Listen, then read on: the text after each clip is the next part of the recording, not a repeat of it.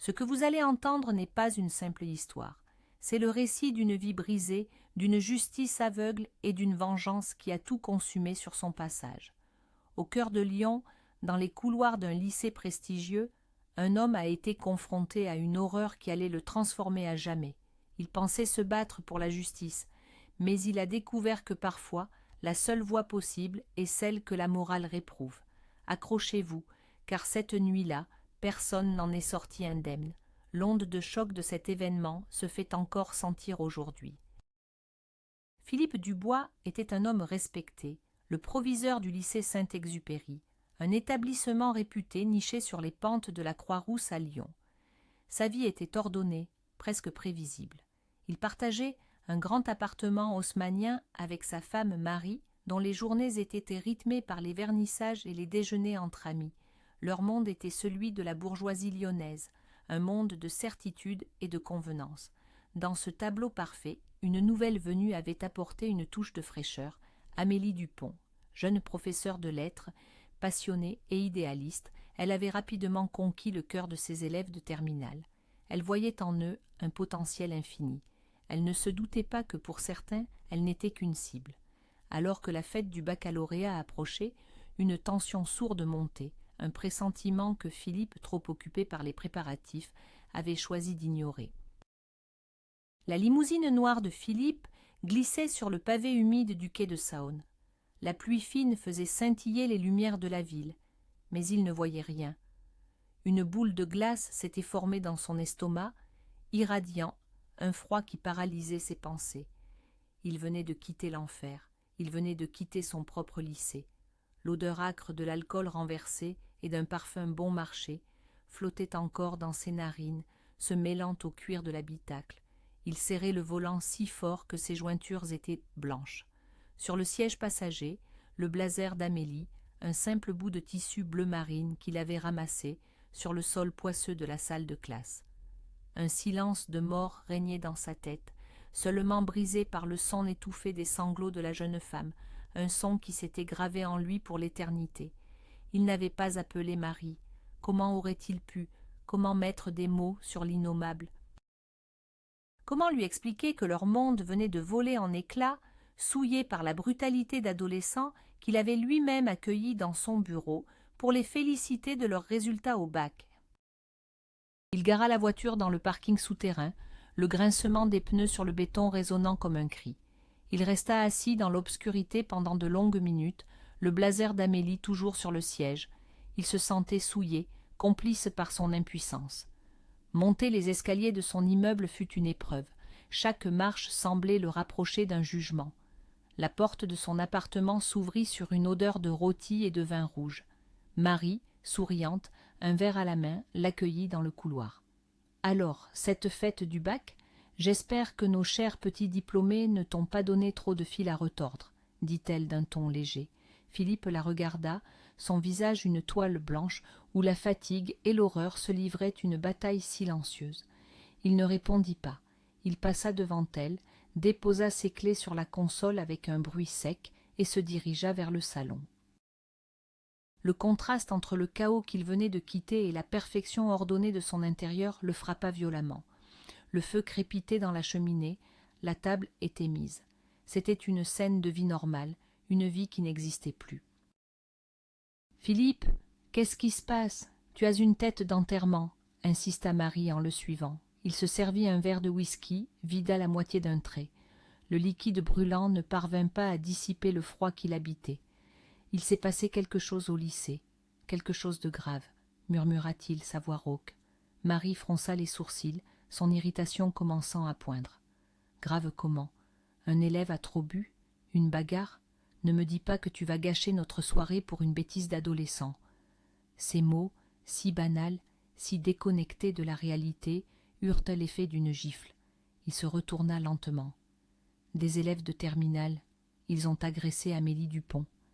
Il prononça les mots un par un, comme s'il les extrayait de sa chair. Le silence qui suivit fut lourd, pesant. Marie posa son verre, son visage se ferma. « Agressé, qu'est-ce que tu veux dire par là? Elle est restée tard, elle a bu avec eux. » Elle les a peut-être un peu provoqués, non? C'est une jeune femme, après tout. Le monde de Philippe bascula une seconde fois. Ce n'était pas de l'incompréhension dans la voix de sa femme, c'était une accusation à peine voilée. Il la fixa, incrédule. « Tu es sérieuse? Tu es en train de dire que c'est de sa faute ?» Sa propre voix était méconnaissable, un grondement sourd et menaçant. Marie recula d'un pas, sur la défensive. « Je ne dis pas ça, Philippe. Mais il faut regarder les choses en face. Une jeune professeure qui fait la fête avec ses élèves, ça peut être mal interprété. Elle aurait dû partir plus tôt. » L'argument était si abject, si prévisible, qu'il en eut la nausée. C'était la rhétorique qu'il allait entendre partout, dans les couloirs du commissariat, dans les articles de journaux, dans la bouche des parents, mais l'entendre de sa propre femme, c'était une trahison insupportable. Ils l'ont violée, Marie, dans une salle de classe, ils étaient 4. Le mot, brutal, suspendit le temps. Marie blêmit, s'asseyant lourdement sur le canapé. Elle se passa une main sur le visage, mais son expression n'était pas celle de l'empathie. C'était celle de l'inquiétude, mais pour les mauvaises personnes. Mon Dieu, qui? Est-ce que tu connais les noms? Philippe sentit le piège se refermer. Il savait ce qu'elle allait demander, et la réponse allait sceller le fossé qui venait de s'ouvrir entre eux. Il fit la liste des noms qu'Amélie lui avait soufflés entre 2 sanglots. Lucas, Hugo et 2 autres. Puis il marqua une pause avant de prononcer le dernier. « Et Léo, le fils de ta meilleure amie, Carole. » Le visage de Marie se décomposa. La compassion pour Amélie s'évapora, remplacée par une panique féroce. « Léo, c'est impossible, tu te trompes. Léo est un bon garçon, il ne ferait jamais une chose pareille. C'est elle qui ment. Elle veut leur gâcher la vie, leurs études, tout ça pour se venger de quelque chose. » Elle s'était levée, arpentant la pièce, déjà en train de construire une défense, de tisser un filet de mensonges pour protéger le fils de son ami. À cet instant, Philippe comprit qu'il était seul, plus seul qu'il ne l'avait jamais été. Sa femme venait de choisir son camp et ce n'était pas le sien, ce n'était pas celui de la victime. La nuit fut un océan de pensées noires. Philippe ne dormit pas.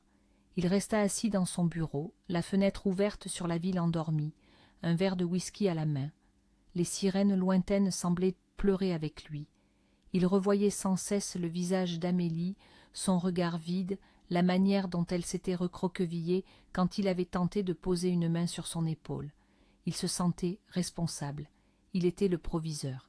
Il aurait dû assurer la sécurité. Il aurait dû voir les signaux, la manière dont ces garçons la regardaient, ce mélange de désir et de mépris. Marie dormait dans leur chambre ou faisait semblant. Un mur invisible s'était érigé entre eux.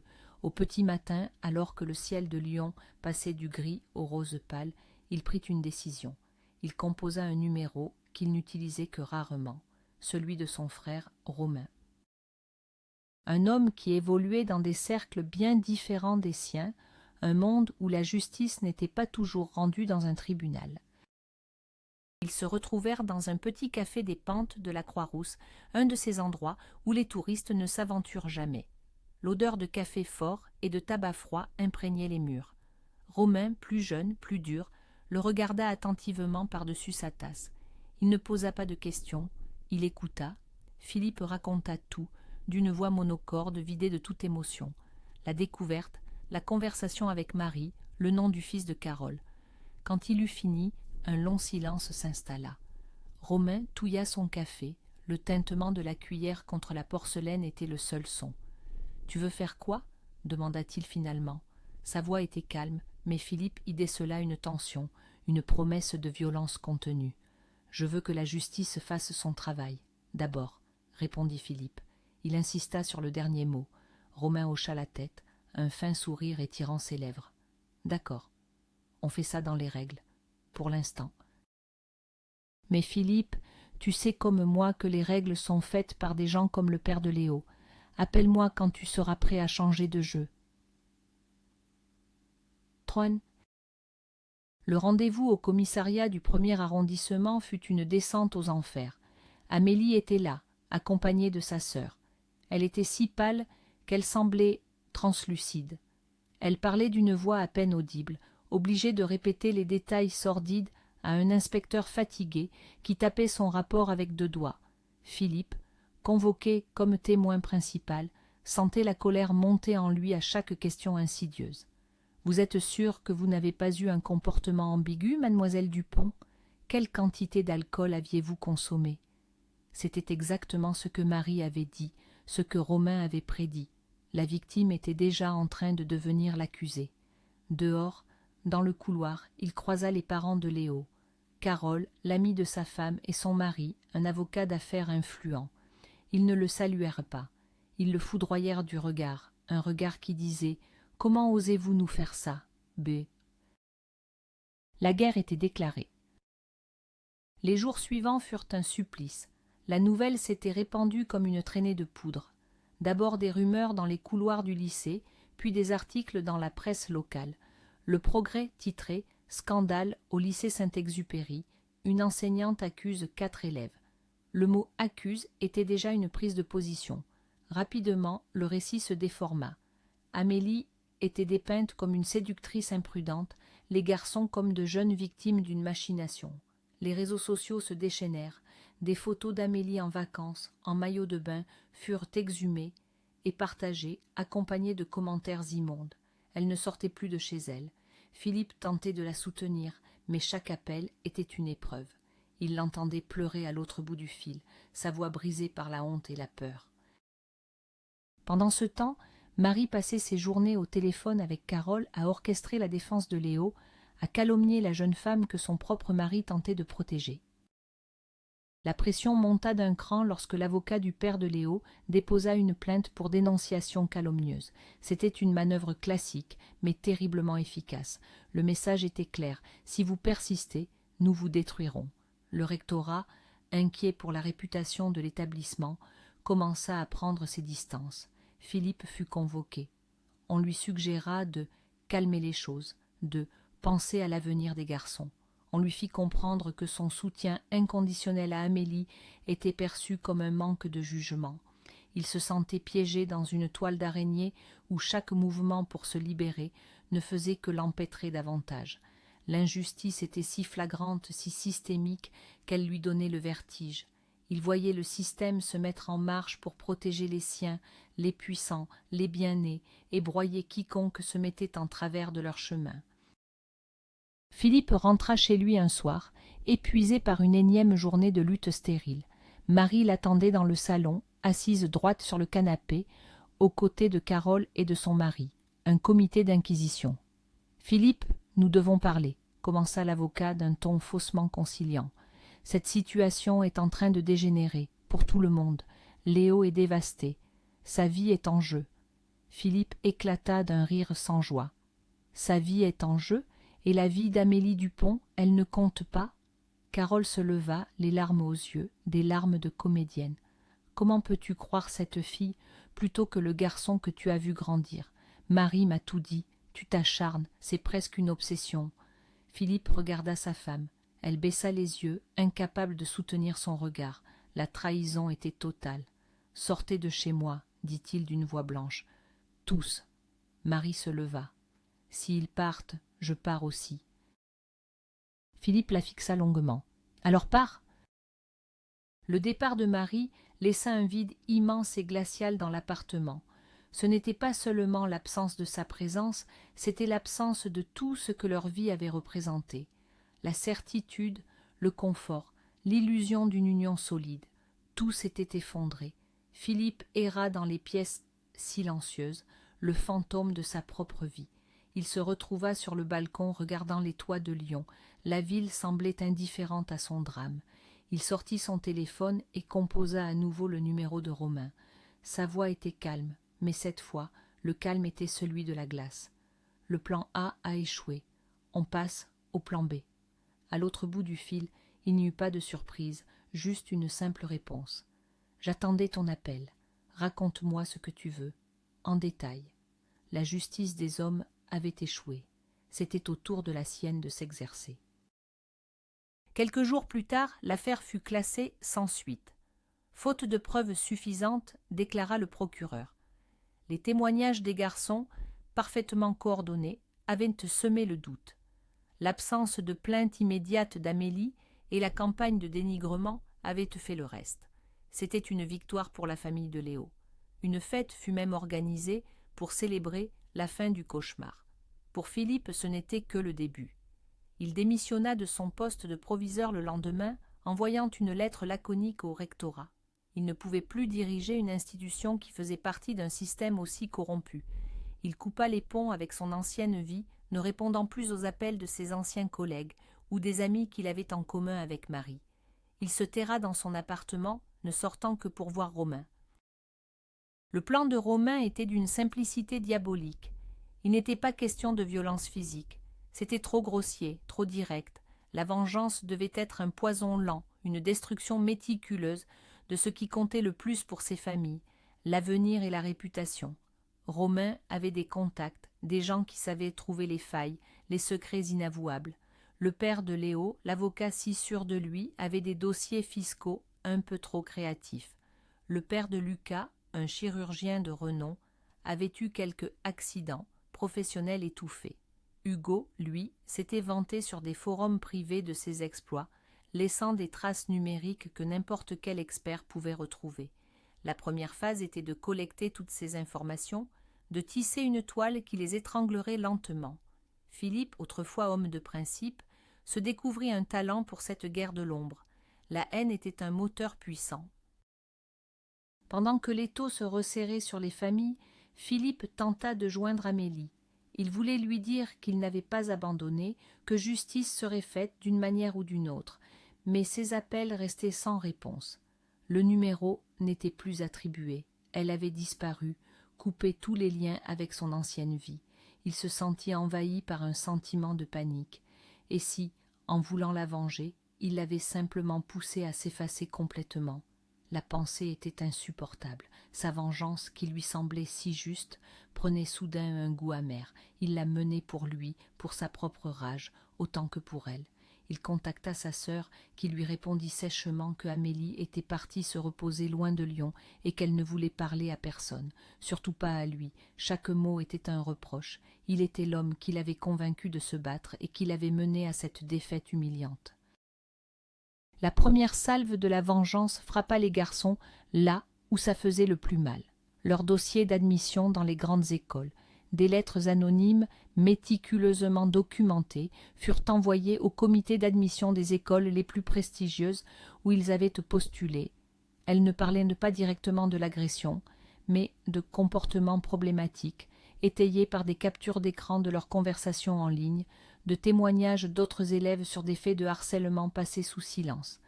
Les dossiers furent rejetés, l'un après l'autre.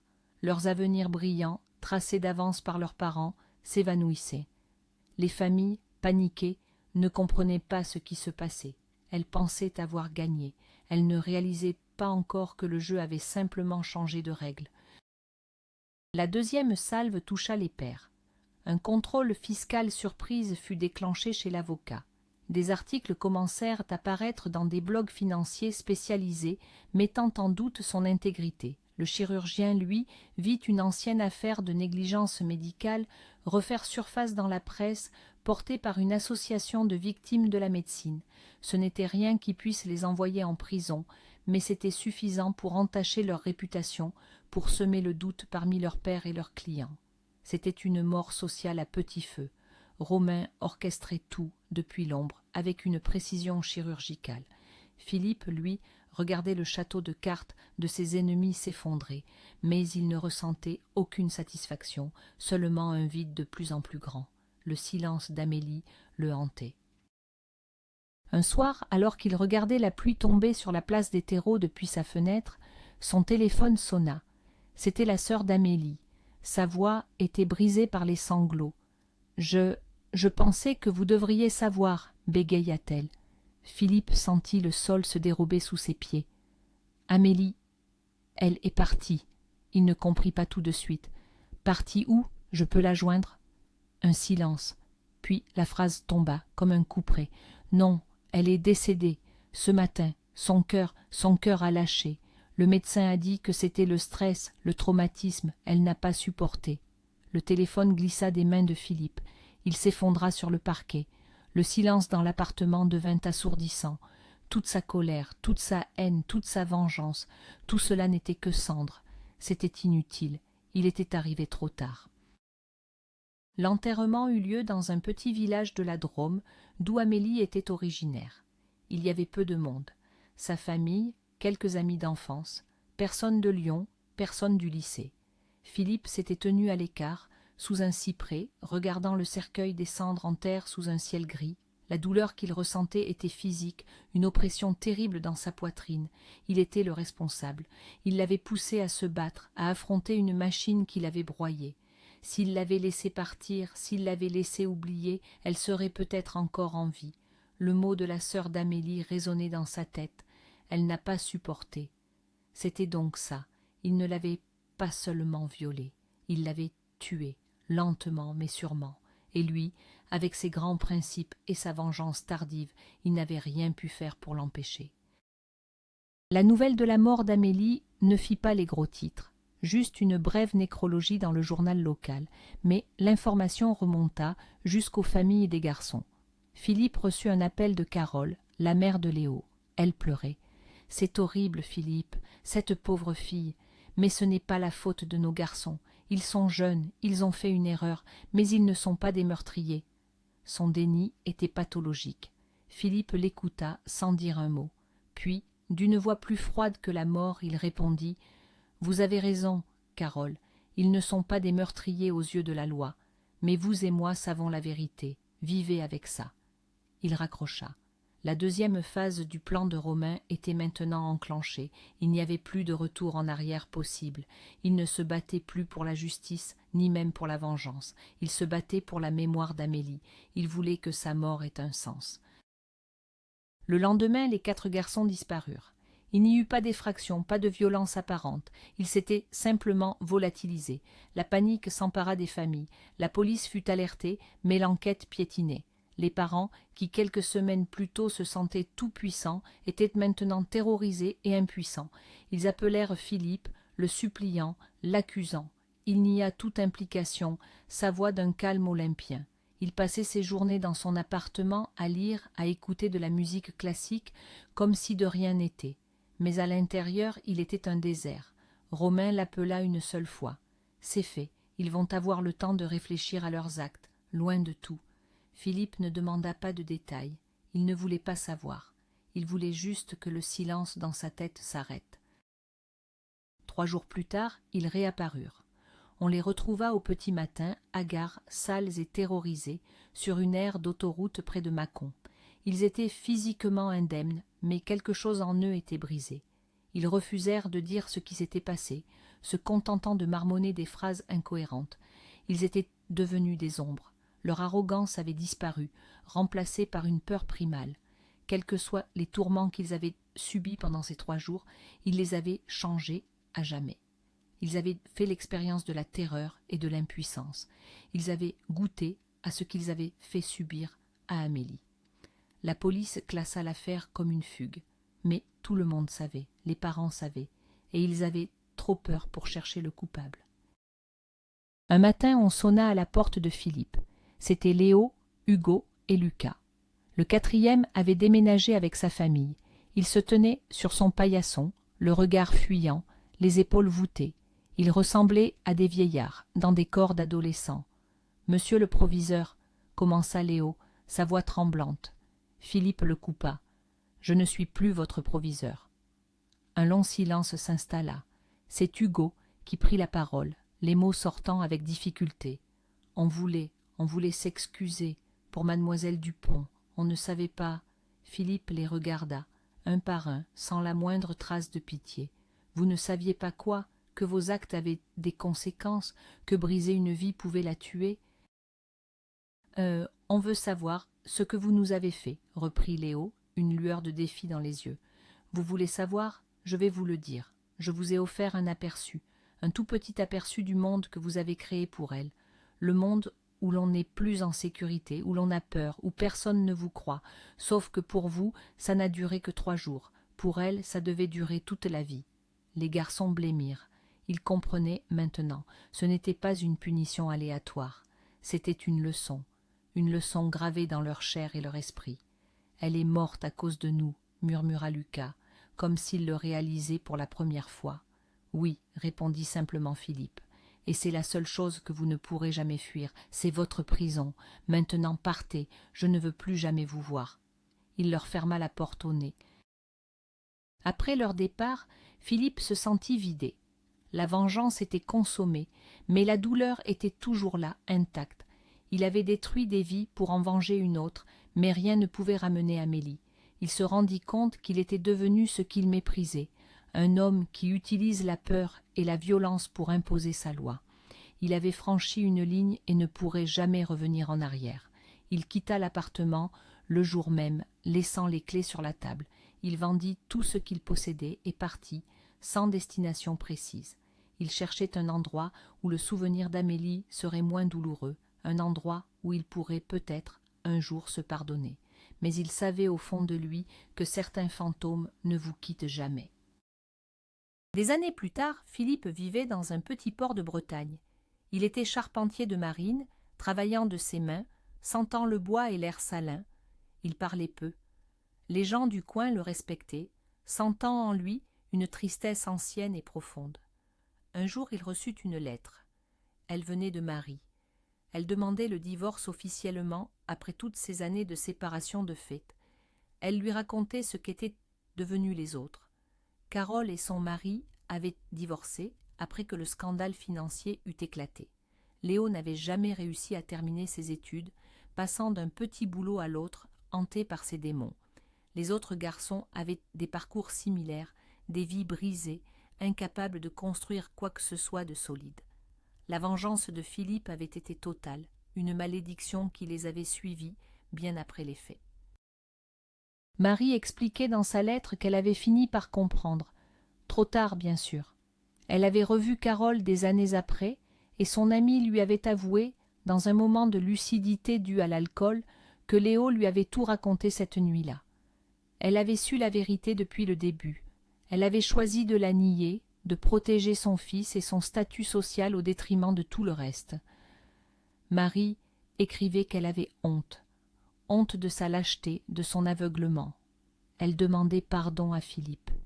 Il lut la lettre, la plia soigneusement et la brûla dans la cheminée. Le pardon était un luxe qu'il ne pouvait ni recevoir ni accorder. Il n'y avait plus que le bruit des vagues et le travail de ses mains pour apaiser son âme. Parfois, en regardant la mer, il pensait à Amélie. Il l'imaginait non pas comme la victime brisée qu'il avait trouvée dans cette salle de classe, mais comme la jeune femme passionnée qu'elle était, expliquant un poème de Rimbaud à ses élèves, son visage illuminé par l'amour des mots. C'était cette image qu'il voulait garder, le souvenir non pas de sa mort, mais de sa vie. Il savait que la justice qu'il avait rendue était imparfaite, cruelle, et qu'elle l'avait souillé à jamais. Mais, dans ce monde imparfait, c'était la seule justice possible. Un soir, en réparant la coque d'un vieux voilier, il sentit une présence à ses côtés. C'était Romain. Il ne s'était pas vu depuis des années. Son frère le regarda travailler en silence. « Tu as l'air en paix, » dit finalement Romain. Philippe secoua la tête, un sourire triste aux lèvres. « La paix, non. Mais j'ai trouvé une trêve. » Ils parlèrent un long moment, regardant le soleil se coucher sur l'océan. Ils n'évoquèrent jamais directement les événements de Lyon. Ils n'en avaient pas besoin. C'était un pacte de sang et de silence qui les liait. En repartant, Romain lui laissa une enveloppe sur la table. À l'intérieur, une photo. C'était une photo de classe, celle de la terminale d'Amélie. Elle était au centre, souriante, entourée de visages adolescents. Parmi eux, les 4 garçons, encore innocents, ou du moins en apparence. Au dos, juste quelques mots écrits par la sœur d'Amélie. Elle aurait voulu que vous gardiez le souvenir de la lumière, pas de l'ombre. Pour la première fois depuis des années, Philippe laissa les larmes couler. Philippe a gardé cette photo. Elle est devenue son mémorial et son fardeau. La vengeance a été accomplie, mais elle n'a ramené personne. Elle a seulement créé plus de ruines sur un champ de bataille déjà dévasté. Le véritable tour de force de cette histoire, c'est sa terrible conclusion. La mort d'Amélie n'est pas venu de ses agresseurs directement, mais du poids insupportable de l'injustice et de la trahison, un poison lent qui a eu raison de son cœur. La vengeance de Philippe n'était qu'un écho tardif dans une chambre déjà silencieuse. Les conséquences sont éternelles. Pour les garçons, une vie de peur et d'échec. Pour les parents, la honte et la perte. Et pour Philippe, une solitude peuplée de fantômes. Cette histoire nous laisse avec une question glaçante. Quand la justice officielle nous abandonne, jusqu'où sommes-nous prêts à aller? Merci de nous avoir écoutés. Si ce récit vous a touché, n'hésitez pas à laisser un j'aime, à vous abonner pour ne rien manquer de nos prochaines créations et à partager votre ressenti en commentaire. Pensez-vous que la vengeance puisse un jour remplacer la justice ?